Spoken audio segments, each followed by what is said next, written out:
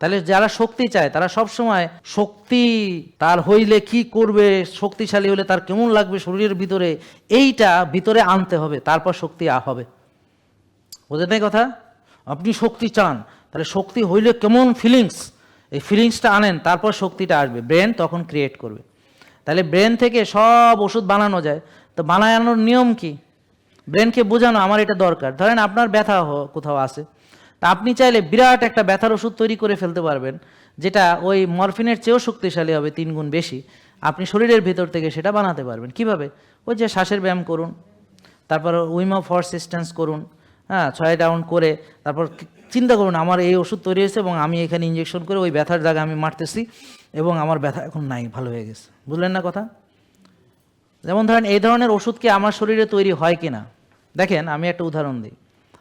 ধরেন এই যে ভাই সিলেট থেকে আসছে লন্ডনে, এখন কি লন্ডন না ভাই, তো সিলেটে আসছে, তো ধরেন এখন তারে সে গেছে সমুদ্রে, দূরও না, সুন্দরবন, মানে সুন্দরবনে গেছে। এখন তাকে দেখে বাঘও খুব পছন্দ করছে, এই লোকটা দেখতে সুন্দর, হ্যাঁ আর অনেক শক্তি, তো বাঘ পছন্দ করছে। বাঘ তাকে একটু দিছে, বলে যে ওকে একটু ভালো খাইতে ভালো হবে, তো খাইতে তাড়া দিছে। এখন ভাই কি করবে?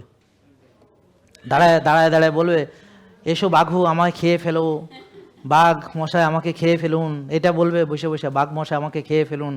এই মেডিটেশন করবে সে, কি করবে সে? দৌড় মারবে, যে যত জোরে পারে, ঠিক আছে? এখন দৌড় শুরু করছে, এখন সে দৌড়াইতে আসছে, তো এখন সামনে একটা দেখা গেল ছোট একটা নালা দেখা গেল, সেই নালাও সে এক লাফে পার হয়ে গেছে, যেখানে সাধারণ অবস্থায় সেই নালা সে পার হইতে তার কত কিছু লাগতো। ব্যাপারটা বুঝতে পারছেন? আবার ভাবতো যে এখানে পানি আছে, সাপ আছে কিনা, কি অসুবিধা, এখানে কোনো জোক আছে কিনা, ক্লিয়ার?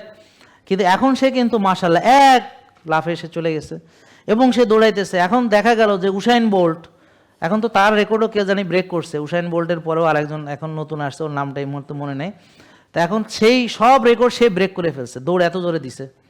তার শরীরে যে এত শক্তি ছিল ও জীবনও জানতো না, এখন জানতে পারছে যে আমার এত শক্তি। এমন জোরে দৌড় দিছে যে সে উসাইন বোল্টকেও সে ফেল। এখন এত শক্তি সে কোথায় পাইলো? এটা আপনি একবার ভাবেন।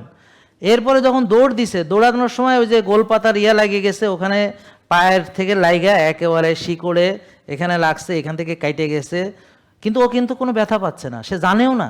পরে যখন দেখা গেল সে বাঘ থেকে নিরাপদ হইয়া একটা জায়গায় দাঁড়াইছে, দেখে কি সে এখনও ব্যথা পাচ্ছে না, কিন্তু দেখে যে এখানে লাল কেন, পরে দেখলো আরে এখানে কেটে গেছে। তা এখন সে ব্যথা পায় নাই কেন? হয় পেইন কিলার কোথা থেকে আসলো? কি মনে আপনার, সে কি ব্যথা পাবে? পাবে কেন পাবে না?